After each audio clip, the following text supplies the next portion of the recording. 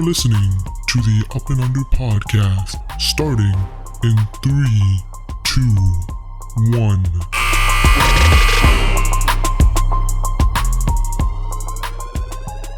Yo, what's up, guys? Welcome to the Up and Under podcast. I'm your host, Hani. Joined with me, as always, is Zeeshan. Yo. This is a very special episode. Big 100, bro. It is the big 100 episode of this podcast. And, man, we've been doing this for 100 episodes? It's been a while, man. It's been a while. Yeah, it has definitely been a while. So, again, thanks for all the, for watching and obviously listening to the show throughout it. I know we went from very, very humble beginnings. Yeah. To, pretty decent. We got a better setup through that, better mics, it kind of evolved. Better content. Definitely looking back, like when we first started, man, it was trash, bro. IQ was trash. Yeah, it was pretty trash.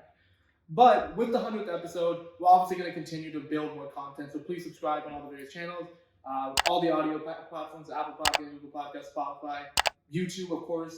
Definitely subscribe for that. More great content on the way. But since this is the 100th episode, we decided to do something a little special. So for the first time ever, we are bringing in our very own guest.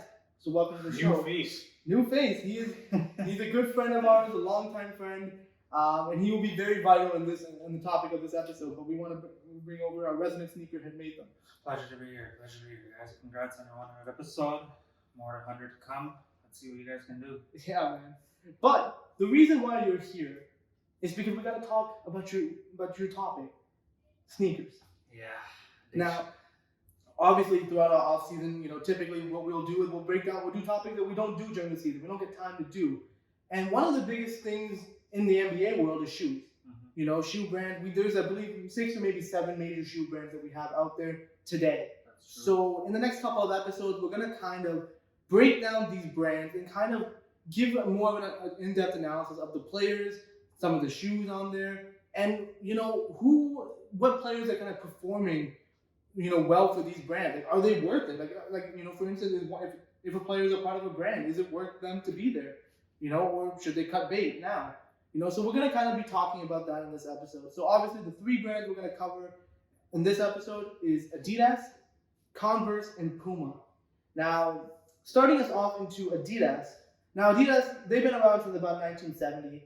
That's Adidas basketball, at least, and global brand. The 3 stripes, everyone knows them.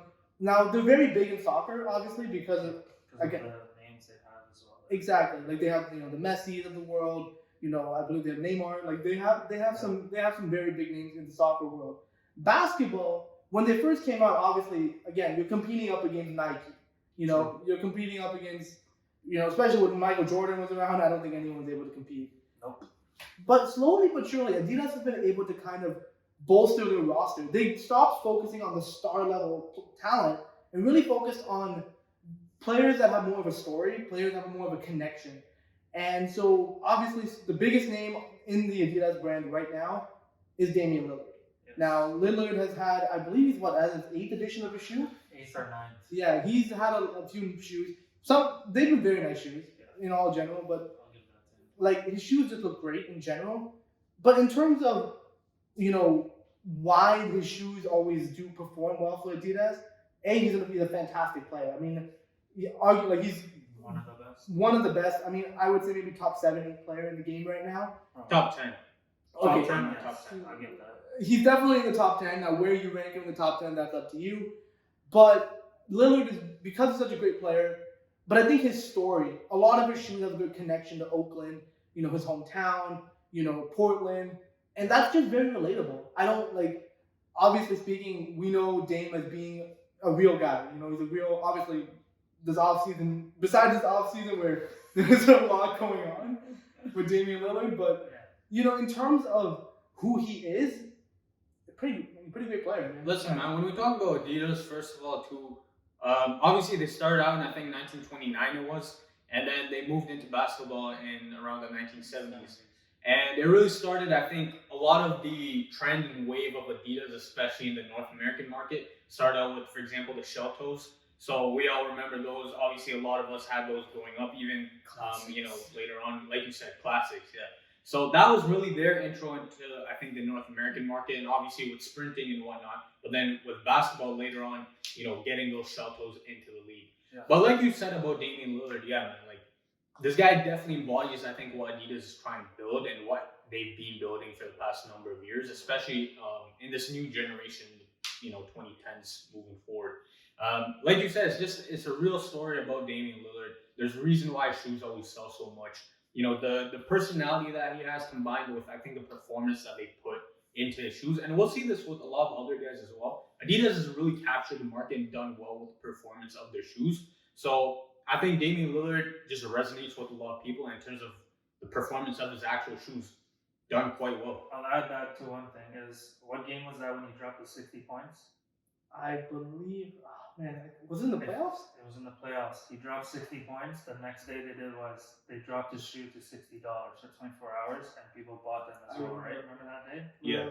And they sold out pretty quick. Yeah, because it's also about the price point as well. Exactly. The Dame shoes are not very expensive, relative to other brands and other shoes, and that's such a big selling point. Because again, I think you were talking about what Shaq did a lot with his shoes. He wanted them to be affordable. He wanted people to actually be able to afford his shoes, and same thing with Damian Lillard. Man. I think honestly, in general, you're going to see this a lot with Adidas compared to some of the brands that we have next episode, which I guess you can probably guess what they are. Yeah. But in terms of the price point is also a huge issue or focal point in the market, depending on what audience you're trying to target, which I think Adidas has done a great job of. Not to go off topic, but Shaq did was, when he was at Reebok, he declined that thing. He's like, keep the money. I'll make my own shoe. I'll go to Walmart. And that's what he did. Yeah. So it's a video that's floated on the internet recently as well. Yeah, that's true. Yeah. Next up, we have the OG of Adidas himself, D-Rose. Derrick Rose. He is literally, when you think about Adidas basketball, he's probably the first person that you think of. He's at, I don't know what number of shoes he's at right now. 10 or 11. 11. And they recently just re-released a lot of his shoes last year as well. And those completely sold out as well. And there's a reason why Derrick Rose, I think, has a very special place in a lot of NBA fans' hearts. Especially considering, like you said about Damian Lillard, the story, coming out of Chicago, born and raised, everything that he went through. And then the seasons that he was having pre-injury, and then obviously what happened to him after the injuries. Yeah. And I think, he was that next up-and-coming guy for Adidas until obviously all those injuries hit and where he had to take, there's a few years where his place in the league was being questioned. I think what really happened, though, in their success in terms of the D-Rose brand, like I said, re-releasing a lot of those shoes, really changed when, he had his Minnesota stint, I would say. Him dropping 50 plus in Minnesota. Him saying he was officially back. And then now playing in New York in Mecca basketball, playing in the biggest market in the world, his performance, he was likely the best player in last year's playoffs for the New York Knicks, I have to say. That's right? Yeah. So I think Derrick Rose, the OG of Adidas basketball himself, I think he means everything to Adidas brand. And I think, in all honesty, we can all say this, that Adidas, as a basketball company, would not be anywhere where they are today without Derrick Rose. And people are still talking about his Christmas one, the one that's the white with the holographic ones. They're still talking till this day. So and that's a legendary one, man. The crazy thing is, it's just like you wouldn't think an athlete, how the popularity of the Derrick Rose that was at probably at all time when one of MVP, when those his Bulls runs. But when the injury hit, it's really hard for a player to maintain that level of popularity. The fact that Rose was able to do that, and still, Adidas was creating shoes for him, during those stints in New York, his first stint in New York, Minnesota, and they were still selling. Yeah. It's just because of the way he carries himself, and also just how the connection he's had with fans for a very, very long time. Not to mention his shoes are very good as well. I have to say that personally. Especially for me, I like myself wearing mids, as a guard, that's kind of rare to find. And so for his shoes, wear, mids, highs, even whatever it is. So it's kind of needed for him. He's exactly like you said, right? It was built for him. Yeah. But I think a lot of guards need that, especially now, when you see how guards play nowadays, it's insane what they're doing. They're dunking over everything. It's different now. Exactly. Literally. So, like you said, Derrick Rose, OGs, one of the greatest. Speaking of one of the greatest players of today's game, Probably one of Adidas' biggest recent signings was going out and signing James Harden. Now, we all know, I mean, again, and on this show, we have a pretty hit or miss relationship with James Harden, especially with the move to Brooklyn. But that being said, there's no denying, I mean, James Harden, former MVP runner-up the last few years, just fantastic player overall, man. I think he's one of the best scorers of the modern era. Yeah. Just because he can do it, he can do it all. He can shoot the ball, he can handle, he can get to the rim, mid-range, floater, whatever you want him to do offensively, he can do it. And when James Harden wants to lock up defensively, he can too. And the Harden brand has obviously grown over the years as well as he's gotten popular. As he became a real big face for Adidas. Just in terms of, I think lesser so of his story. I think more so on the fact that he was Adidas' biggest star athlete of today's game. Yeah, I mean, James Harden, I think when we're talking about him versus Damian Lillard and Derrick Rose, a lot of, obviously Dame and D Rose are both fantastic players. I think James Harden was the quote unquote the Nike type of signing, right? Exactly. The superstar player signing, the face of the brand. Exactly. Which you need as a brand, you always need those types of players. True. And James Harden has done super well for Adidas. His first two shoes, especially, were huge successes. Not to mention his clothing lines within Adidas in of itself. So he's done great for the company, and his stature where he is right now, especially how immersed he is in the culture. Obviously hanging out with Lil Baby, all of them all going everywhere. His impact on the culture and what he represents for Adidas. I think you've seen it in the value. That's true. Not to only mention that the face of Adidas, the things he's done with the shoes, the different colorways, the Black Lives Matter with Meek Mill or anything else, but also the best beard in the game as well. Facts. I mean, I ain't lying about that. I mean, that beard is literally a brand at this point. It is. Itself. He's making his own. That beard is, I don't know. Can you give me some tips? How do you do that? How do you sleep? Can you call me? Thanks. Well, he doesn't eat in public, so that's, I guess, one thing. That's one thing, yeah. But it always stays the same though, the same shape. But how do you sleep in that? I don't know. Another thing about James Harden, I think, is his creativity in terms of his shoes. His shoes, especially if you bring up the colorways, but his shoes are always so unique in terms of how they're designed. They're just different. Yeah. And I'm even looking at kind of some of them now. We're talking where we went from the Harden Volume 1 to now we're at the Volume 5. The shoe is just, the Harden Volume 5 is just completely different. I think it's an interesting point you brought up about his creativity, because I think that's reflected, his shoes' creativity, his brand's creativity is reflected in his game and who he is as a player. He is one of the most creative, if not, I would say the most creative player that we've ever seen, in terms of his ability to work within the rules and what's allowed and what's not allowed, and his ability to work within that ambiguity is literally, I think, what defines him as a player and what's made him so successful in his career. And for his brand to embody that, I think, is just another level of promotion and marketing. Yeah, for sure. Which brings us into the next player. Now, this is a player who obviously at his peak was probably he was in contention to be one of the best guards in the league at the time when he was there. But obviously injuries took a toll on him. And then, now he's kind of been casted aside. I'm talking about John Wall. Now, John Wall, I still really think John Wall is still a good player. Again, the injuries have taken a toll, and obviously his contract isn't really the best in terms of, getting him into a winning situation. But in terms of who John Wall is as a person, I think he fits Adidas, But in terms of, and his shoes at the time, his sales were pretty good. He was selling some shoes. The J Wall 1, Wall 2s, they were selling really well. Obviously, with his popularity kind of declining, it kind of, fizzled out where he lost the signature shoe line from Adidas. But I think he can still bring value, but at the same time, Adidas is also looking in other directions as well. Well, they were previously negotiating a buyout. Currently, I mean, we're kind of cheating here because John Wall still wears Adidas, but technically, if I'm not mistaken, he's a free agent right now. Yeah. And again, like I mentioned, they were negotiating a buyout. So he came to Adidas after Reebok, and he had a little bit of success with Reebok, but obviously, like you said, his Adidas brand took him to another level, especially when he was in contention for being a top 3 point guard in the league. That's true. So unfortunately now it's just, his shoes and his brand popularity have kind of mirrored his game, where unfortunately he hasn't been on the court that much, and as a result, his productivity has obviously dipped, and with that, comes the lack of success from his brand. So, I mean, John Wall is still one of the best quote unquote Adidas players in the games right now, even though again he's technically not with Adidas. But maybe maybe in a new situation he can turn it around. To add to anything, then no, you guys said it all. But looking at the shoes, like he's done with, I think he's done it with the Pharrell, the Crazy by BYW. I've never seen that before. He had some decent shoes. I ain't gonna lie about that, but he fell off, like you said. Hey man, I was contemplating some walls back in the day. I have some. Yeah. Doesn't your brother have some? Yeah. So I mean, like they weren't bad shoes at all, but it's just obviously it's the success isn't there that much anymore.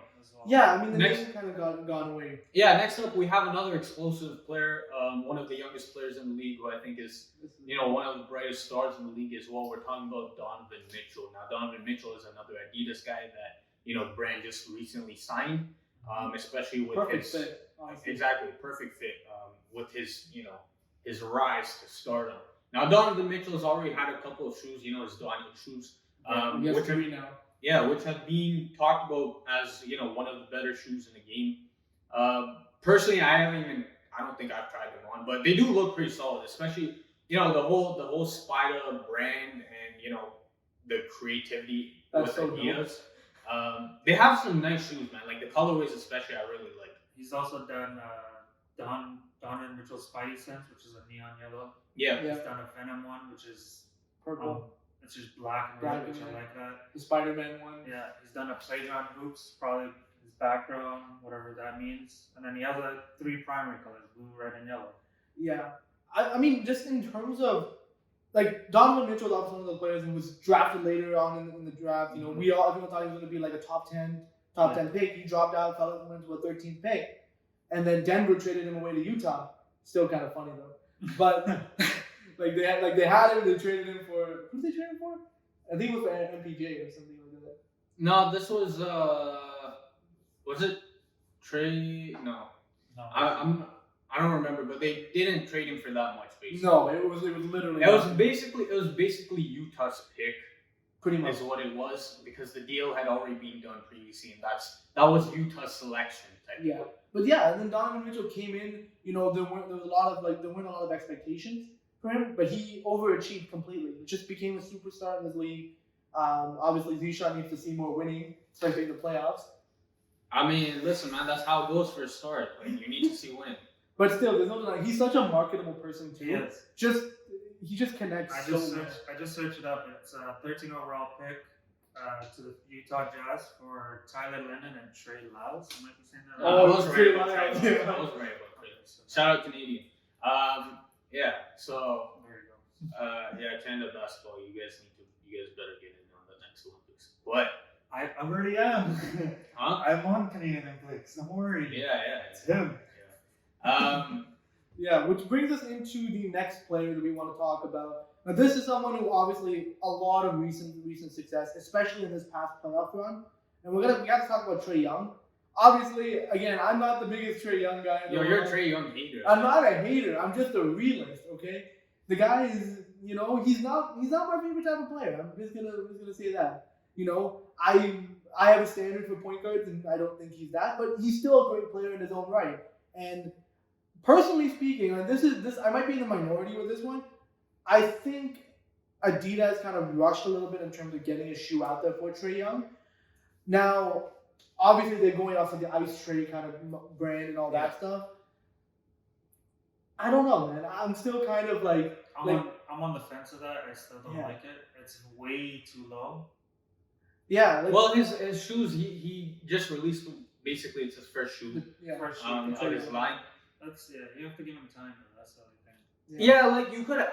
I understand what you guys' argument is, but at the same time, for a brand, you kind of need to get ahead of the curve, right? And Trae Young has shown, especially with this past playoff run, his marketability. I think him showing up for wrestling, that's another in the garden. In the garden, exactly. he's shown, not to mention the fact that he's been in videos, he's been on the internet since he was in high school, basically, right? We've seen him playing YouTubers when he was in high school, right? He's one of those guys that's connected with this new generation, the new era. He's been one of them. Wasn't he in the video with Blake Griffin when he threw it off the wall? Yeah. Wasn't he in that one Yeah. as well? There was a lot of young guys in there. That's in that video. But like, yeah, maybe that's why I don't like Trae that much. He connects too much. Listen, man, I'm sorry, man. When you're not a liability on defense, then you can let me know. Like, it's kind of is what it is at this point. But yeah, those are kind of our main Adidas guys. Those are the guys that are kind of repping the brand right now. Personally, I think I'm an Adidas guy myself. I love Adidas and what their brand is and what they stand for. Mm-hmm. And I think they're just getting better in terms of giving players options, because Adidas now no longer looked at as the little brother for Nike or anything. They're a true established brand now, and you can. Basketball-wise, obviously before in other sports they've been established. Yeah, for sure. But in terms of the basketball world, now they're a legit brand. Yeah. Which makes us into a brand that honestly has a lot of historic ties, especially to the NBA and basketball in general. We're talking about Converse. Now, Converse obviously huge in the '60s. You remember the Chuck Taylors, in the Bill Russell, Will Chamberlain era. Converse is the thing, and Converse is still a huge brand today. A lot of people still wear Converses, but in the basketball space, it's starting to make a comeback. Some players, I guess not lesser big profile players, but kind of lesser known players are kind of jumping on and kind of really helping reestablish this brand. Yeah. And the biggest name that they have right now currently is Draymond Green. Now, Draymond Green, again, 3-time NBA champion, defensive player of the year. We know Draymond's resume. He's still a great player, great leader, a guy you probably want on your team any day of the week. But he decided to do something different and decided to sign with Converse. Now, how much do I really think this will benefit Converse? Yet to be seen, to be honest with you. But I think it's more of a step where if Draymond Green is going to the brand, it will encourage other players to go because people listen to him. Well, in terms of Converse too, right? Like you talked about, they were big a long time ago in the 1960s. And obviously the Chuck Taylors are still, the calling card of Converse to this day. And they're still a very, very successful brand with the Chuck Taylors. When it comes to the NBA, they haven't had that level of success. And in all honesty, they haven't even really focused that much on the NBA. But I think this is a trend, especially now with the rise of social media, just the internet as a whole. All these brands are trying to make a comeback. We talked about, Adidas is a rise even in the last 10 years compared to what they were before. With the next brand, we're going to talk about how they resurged as well. They researched pretty quickly. And there's a lot of other companies, obviously we have like the Antas, the Peaks of the world that are trying to make, that are all making their presence felt. And this is the most competitive the shoe game, the market has ever been in terms of the basketball landscape. And we're seeing, Converse is trying to be one of those brands and trying to make their imprint. I remember, I think back in the day, it was like the most famous player was like Mario Chalmers, if I remember correctly. So shout out Mario Chalmers. I think Lance Stevenson was with them for a bit. Yeah, that's true. So and also Udonis Haslem was with them. I think, if I remember. So in terms of them, I think they're trying to make their comeback as well, trying to establish themselves. And like you said, it's not the most marketable player with Draymond Green, but he does have he has a big personality. He has the success. He has the resume on the court. I think it's all about his personality. The way he talks. We all know from 2019. Oh, we're gonna go to Game 5. No, we didn't. We won 2019. You can see from that banner right there. End of story.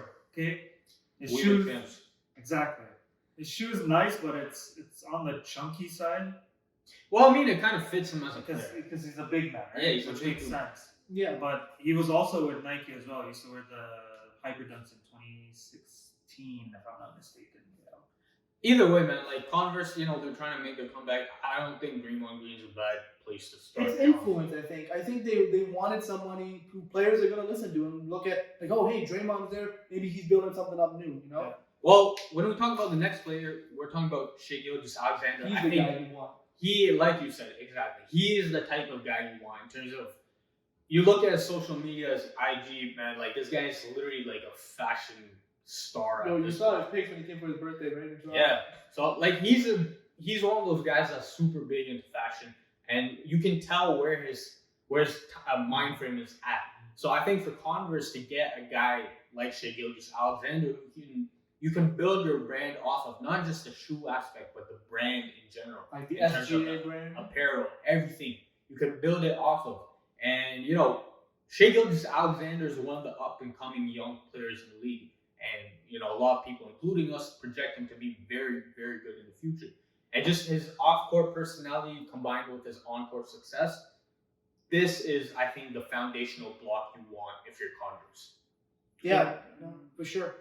Yeah, he's first off, shout out to Canadian as well.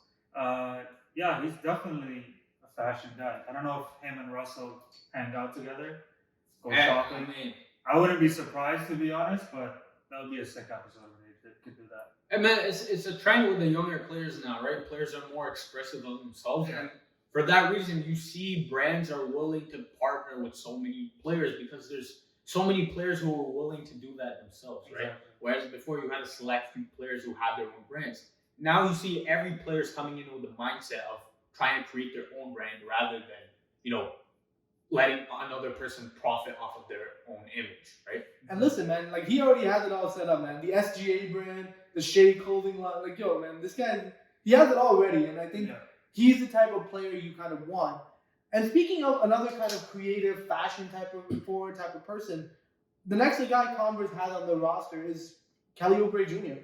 Again, he's not the biggest name in the world, and again, I had a lot of criticisms about him, especially last season. Like, bro, don't run out like Naruto, freaking hit your jump shot. But the fact of the matter is, he's very creative. He's very, he likes to experiment as well. And I think him bringing that creative side to him will be kind of a good influence, especially where he's big on social as well. I think it could work. Again, he's not the biggest name. No. But in terms of building off of, hey, you have a guy like Shea, you also have a guy like Kelly Oubre Jr., it could work. I mean, he might not be a big name in terms of outside the basketball world, but I think inside the basketball world, he's created a pretty big name for himself. In terms of being, one of the most popular, I think, non-all-stars or star-worthy players. He's probably up there in terms of popularity amongst the other guys. So for Converse, exactly. So for Converse sake, they don't have the capital to go after, the big stars. They don't have the ability to get those big stars. So where do you go? You go guys like Shai Gilgeous-Alexander, Kelly Oubre Jr., and those guys are successful in what they do. So for Converse as a brand, I think it makes all the sense in the world. You gotta have a foundation, I think, and I think that's what Converse is trying to do. Like they got the influence with Draymond, the league presence in Draymond. They got the young up and comer in Shea. Then they got the mid tier kind of player who has that kind of creative, who kind of fits what they're trying to do. It's kind of working, but again, like I don't know if you got anything to add on Converse before we move on, but. Just looking at his shoes, he's got the cheetah prints, he's got the sky high ones, he's got the all white with a bit of orange. It's very creative. It's definitely creative. It's definitely different. He's got the tie dye ones. I don't know what else he has, but hey. I mean, I think it signals the change in Converse as a basketball brand, whereas before they had their brand, they knew what they wanted to do, whereas now they've given that creative freedom, and I think trying to adapt with the new wave of what these players are. It's cool because Converse has been a lifestyle brand for a long time. And now you're bringing that sort of element over onto the basketball court. It's going to bring a lot more eyes on them, especially because how well-known Converse actually is outside of basketball. Plus, Converse is with Nike, so... Yeah. Hey, getting some money, too, that way. Which brings us into the final brand we're going to talk about on this episode. And it is probably the biggest up and coming brand right now in today's shoe game, and it's Puma. Puma, everyone remembers Puma from the Walt Frazier, the 1970s era of basketball. But in 2019, 2020, it made a huge resurgence, a huge comeback, and they're really going after and signing players and really reestablishing themselves as a top tier brand again. And I think they're probably one of the biggest young stars they have right now is LaMelo Ball. Yep. Now, LaMelo Ball, obviously, he came into the league, won Rookie of the Year, really impressed a lot of people. But, we were questioning, with the whole big baller brand thing, who was he going to sign with? I think he shocked a lot of people with deciding to sign with Puma. But he's exactly the type of player an up-and-coming brand wants to have on their team. Just his marketability is great. His style of play is so, great for the young generation. He's explosive. He has a great personality. Like all the things that a brand would want to market behind. And that's a great pickup for Puma. Well, he already has basically his own signature shoe with the NB1s. And literally, this is, I think, the best thing Puma could have asked for. When we talk about the resurgence, literally, when you think about Puma as a basketball brand, you think about the Clyde Frazier era, think about just him as an ambassador for Puma, and then, a number of other guys during that era. But basically, after, I think, the the midpoint of 1980s, until like last year, a couple of years ago, Puma was basically dead as a basketball brand. They didn't promote it. They didn't do anything with it. The most they did was, promote their classic Pumas. And we saw really, I think, like I previously mentioned, the success of social media and just the rise of the internet as a whole, and brands' ability to not have to use traditional methods to traditional channels to market and promote their brands, and all of them can all try to get a piece of the market share at once. And it's easier to get into the market now more than it ever was. And a lot of brands are trying to make their comebacks, and I think chief among them is Puma.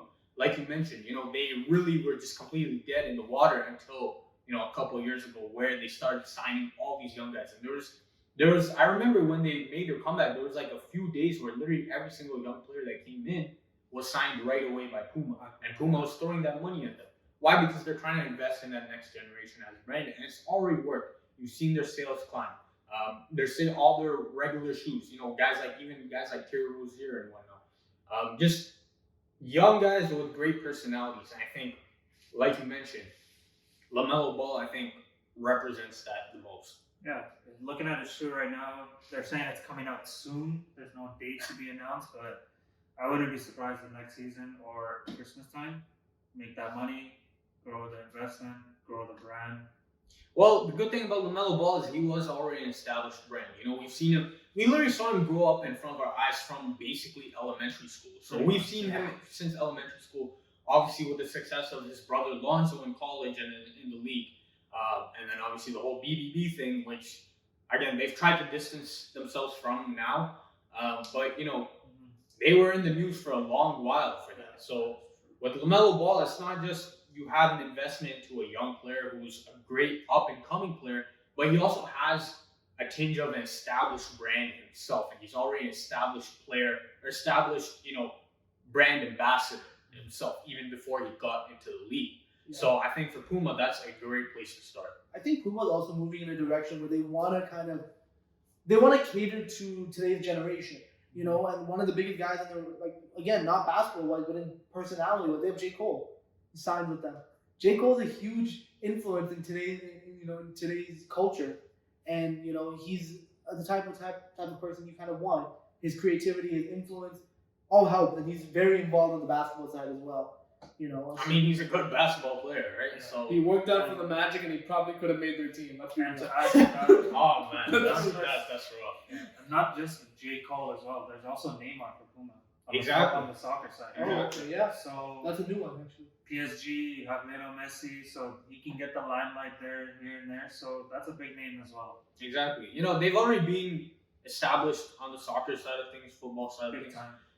But again, like the resurgence in the NBA in terms of basketball is pretty interesting to look at. Another young player that we want to talk about with Puma is Michael Porter Jr., we're going to talk about him, spoiler alert, a little bit later. But, he just got a big deal himself. So he is not only Puma, but the league as a whole has looked at him as one of those next up-and-coming guys. And he really was looked at that next Kevin Durant until, obviously, unfortunately, all the back injuries happened, which completely decimated his stock and his value. So Puma starting off with guys like LaMelo Ball, Michael Porter Jr. I think it's a great thing, and Michael Porter Jr. I think, especially this season with Jamal Murray being out, will have the chance to have that breakout season after his amazing season last year, the chance to shine. I mean, obviously, again, good pickup for Puma because they probably could have bought low on Michael Porter Jr. because his stock is going to rise eventually. I think we're jumping the gun a little bit on like, can he be that next guy? Obviously, we've seen the glimpses of that, Kevin Durant-esque type of player.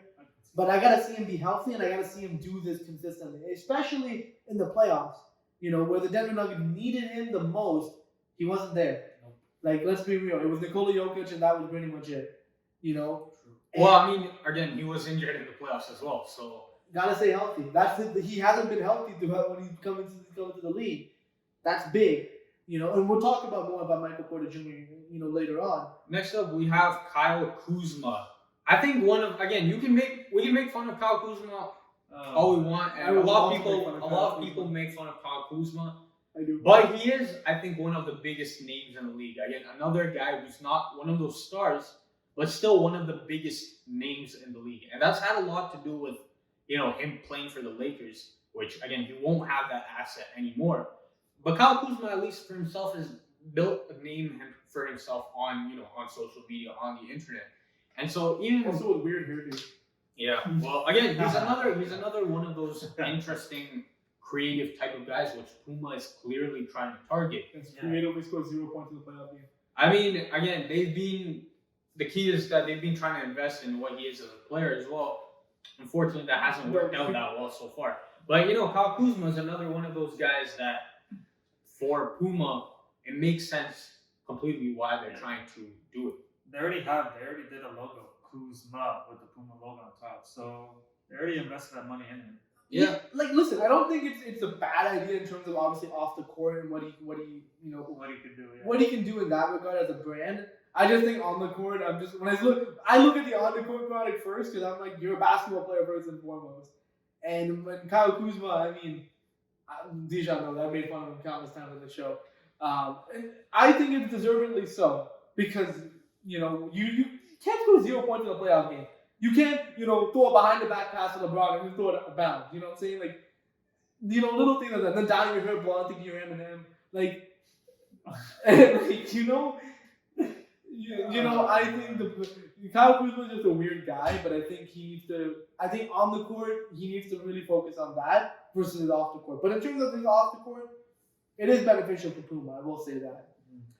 Yeah, next up we have, I think we can throw a couple of these players together, which is RJ Barrett and DeAndre Ayton. Both were kind of on the same trajectories in terms of their career paths and where they are in their careers right now, in terms of two very young players who've just gone to the league very recently, both high picks. DeAndre Ayton being the first pick, RJ Barrett being the third pick, so another Canadian.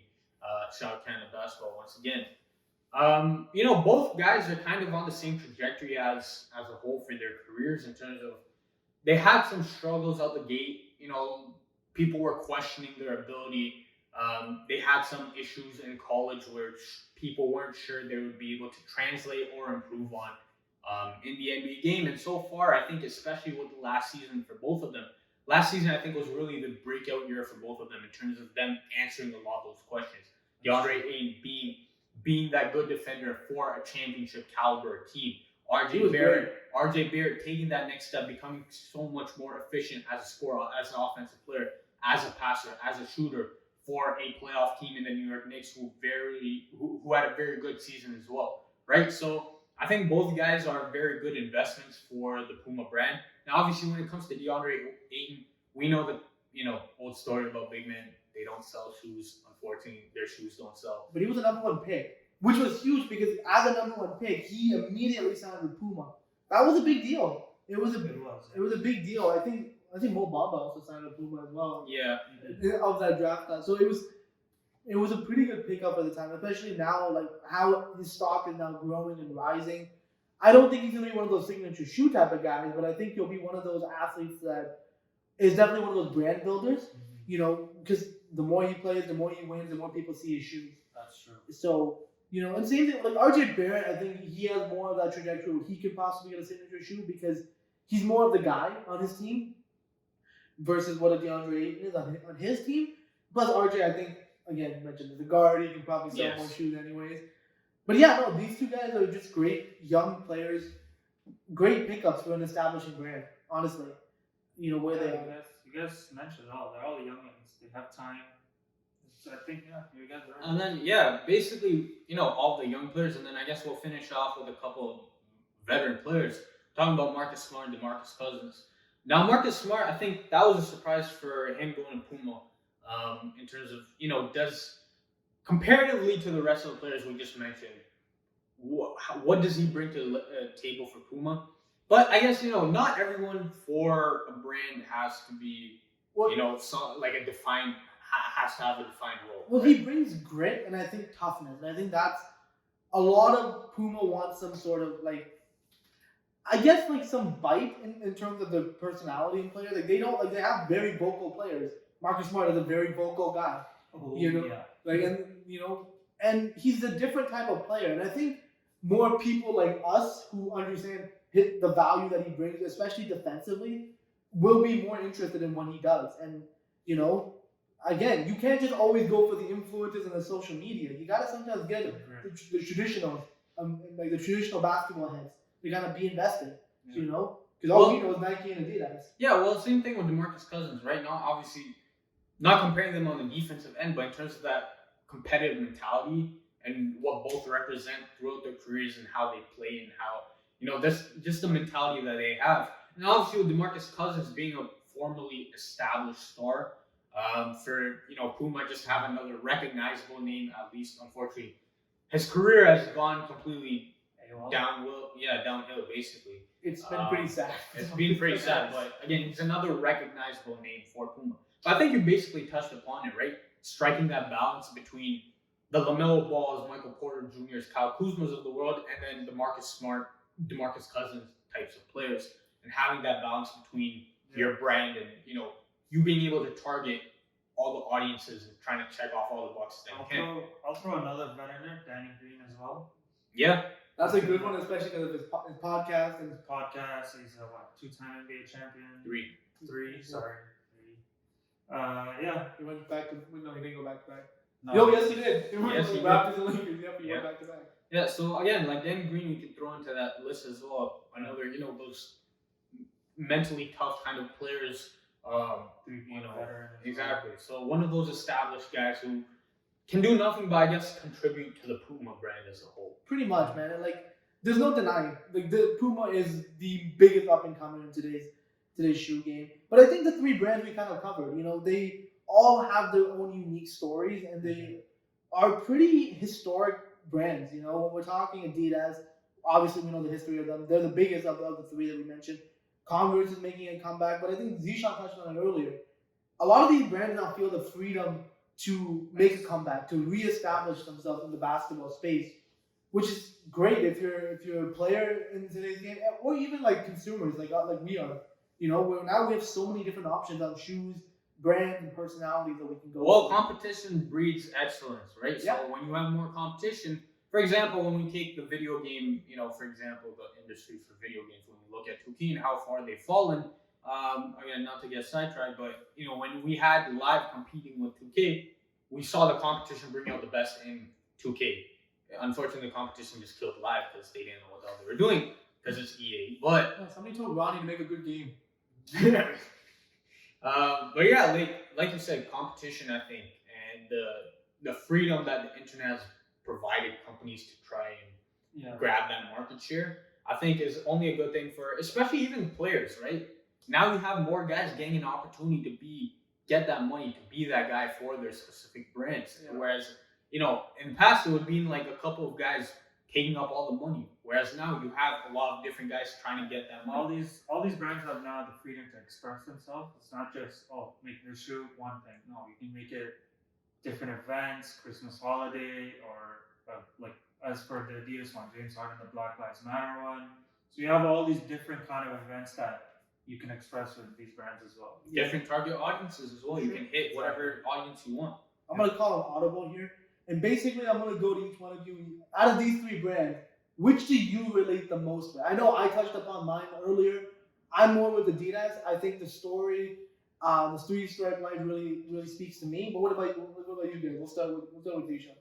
I mean, I would say probably I'd have to agree with you on Adidas. I think this represents, for me as well, like kind of for me what my life has been like, and then just the stories. I think there's a lot of relatability in the players and the brand that they have. Not to mention, we've grown up with that three stripes everywhere. I'm actually wearing Adidas pants right now. Spoiler alert. But yeah, I think for me Adidas definitely, but I think Puma's done great for itself. If there's one brand, I think I'm excited to see what they have in store in the future. It would likely be Puma. I was thinking Puma for you, honestly. I thought you were gonna go Puma. Yeah, I would go with Adidas because you've known the brand. We've all known the brand. They make better clothing, better shoes, maybe. But as it comes to like the different athletes that are there as well, there's many of them as well. But as you said, Puma, I want to see what they can do in the future. Yeah, for sure. So those were the three brands that we're covering on this week's episode. Stay tuned for next week. We're gonna cover 3 more brands. Gonna be a little different. A lot more selection we're gonna have to go through for that one. Definitely stay tuned for that one. But before we end this week's episode, as always, we're gonna go into the up and under segment. A couple of major news items that we want to go over. First off, once again in the news, are you up or under on Ben Simmons thinking that he thinks playing with Joel Embiid has run its course? So we'll start with Zeeshan. I'm up on it, and I agree with him. It has run its course. Incidentally, I think me and you have been talking about this. We called this how many seasons ago did we call this? I mean, how many seasons ago did I call it? I called it like 2 seasons ago. No, I had a little bit more hope than you, I would say. Oh, God. But again, we've said this for a number of years already. It's interesting because if there's one thing I'll lay a little bit of slack on, I'll give a little bit of a pass through for Ben Simmons, is the Philadelphia 76ers organization. In terms of none of them knowing what they're doing. Sam Hinkie having Brett Brown, and clearly he was way out of his league. Because of Brett Brown, you lose a Jimmy Butler. You eventually lose a JJ Redick. 2 guys who have since talked about how bad of an organization and how badly run the 76ers were being run, right? And then obviously you replace Brett Brown with a guy who's had similar criticisms in the playoffs with Doc Rivers, and obviously we saw his performance last season. Speaks volumes. When you blow back-to-back, or what was it? Yeah, 20-point leads in the span of like 3 games or 2 games. Didn't he lose a back-to-back game 7 too? Bro, unfortunately we can say this for sure. I think Doc Rivers is the biggest choke job of a coach ever. He's definitely not good in game 7s. He's not good at all. Yeah. In all honesty, let's be fair here. The 2008 championship greatly helped Doc Rivers' career. And when we look at that championship, a lot of the people who studied that championship, we can probably say the coach that deserves most of the credit for that is Tom Thibodeau, rather than Doc Rivers, for what he did on the defensive end for that team. And the fact that the 2008 Celtics team had to go 7 games with, the Bulls. Then they went, I think, 6 with Atlanta. They almost got beat by LeBron James by himself, right? So, again, the 2008 Celtics team is the big bright spot of Doc Rivers' career. And, if you look at that a little bit harder, it's very questionable as well. I'll go to you. I'll leave it to you, man. Up or under on what Ben Simmons said. Honestly, I'm sick and tired of hearing Ben Simmons. Oh, trust me. We just love it for the content. I get it, you guys love it for the content, but see, I get to rip through him every episode, so it's kind of great for me. It's just annoying. Ben Simmons this, Ben Simmons that. Just. But do you agree with him? Are you up or are you under? I'm over it. I'm done with it. Just leave. If you hate the team, leave. Well, the problem is he wants out, and the team is being stubborn here. Well, again, the team kind of has no choices either, because what are you good? You can't. Listen, man, if I was Daryl Morey, in all honesty, if I can't get anything decent in return for Ben Simmons, screw it. I'll just make him sit out. You can get fined all you want. I don't care.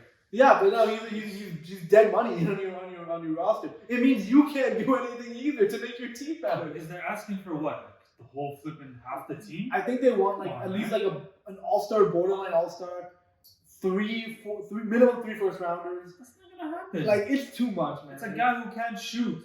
Well, it's not even that. He's a rehabilitation project. Like Zeeshan's already talking about this. He's a rehab project. You not only have to rehab his image in the NBA, because when you don't shoot, as hoopers, we know he's not even attempting the shot is basically like taboo at this point. So the fact that you didn't do that, and then the way you acted, you know, he's basically the spoiled brat of the NBA. If I'm being and scared to take a dunk instead of passing it off to that. No, come on, just go for it. Who cares? yeah, I just think. I thought the Sixers should have traded him a couple of years ago. I still think the Sixers shouldn't have paid him that contract, but you know, I'm just gonna sit here and just be right. Well, speaking of contracts, next up, are you up or under on the Nuggets inking Michael Porter Jr. to a 5-year extension worth up to $207 million? Now it's likely going to be within that regular $172 million range, but with the All NBAs and all the other contractual stuff, it can be worth up to $207 million. So first of all, Hani, are you up or under on it? I am under on this. Now, again, obviously, I know he's a great player, and I'm all for young players getting paid in today's game. But I just think the Nuggets, it's a bit too early to pay him this much money. Like, that's $200 million. And again, we kind of alluded to it earlier in the episode. You know, the guy he hasn't been able to stay healthy for his career. He's only really had one really good establishing season. Before that, it was just really glimpses. And now you're handing the guy $200 million. Like, it's a little much, you know what I'm saying? Especially when you had that ability to sign him later on to maybe see where you're at. It's a risk, man. It's a huge risk. I get it. There's some potential there, but it's potentially $207 million. Well, again, if they had waited, then it would mean restricted free agency, right? But you still have more control over restricted free agency versus contract. The thing was, he's making almost as Luka Doncic is. And I don't think they're in the same class. Luka is in his own class. Luka is a different player. Man. He absolutely is. And so, would you say, are you up or under on it? Under. Under. I get it, yes, as Hani was saying, young players should be paid and everything, but he hasn't shown anything. It's too early. Like, it's way too early. I mean, again, I would agree that I'm under on it, but I do understand the rationale of the Denver Nuggets. This officially locks in your core and gives you that championship contention. Now, we just talked about last episode of them signing Aaron Gordon to that $92 million deal over 4 years. You officially have everyone on your books now. There's no more worrying about losing any players. All you have to do is fill out the rest of the roster. Well, you got to pay Jokic after next year. Which, I mean, it'll happen. Whatever way they decide to do it, it'll happen, no doubt. That's true. But again, it'll be interesting to see how they handle the situation. Particularly with Michael Porter Jr. and the questions surrounding him. Now, I think, is he going to be a very good player if he stays on the court properly? I think so. He showed huge strides on the defensive end last year. On the offensive end, he needs to obviously improve his ball handling skills. But, if he touches that up, as well as, gets a little bit more of a finishing game, then with the weapons that the Denver Nuggets have, he doesn't need to be a 30-point guy on a nightly basis. He can be that 20-point guy. But is that $200 million? Again, I was just going to say that. Does that justify a $200 million contract? Probably not. But Denver is signing this contract, banking on him to be that next potential all-star for the team, as well as having him. The most important thing is that he's just another focal point of their championship that they're trying to get to. Yeah.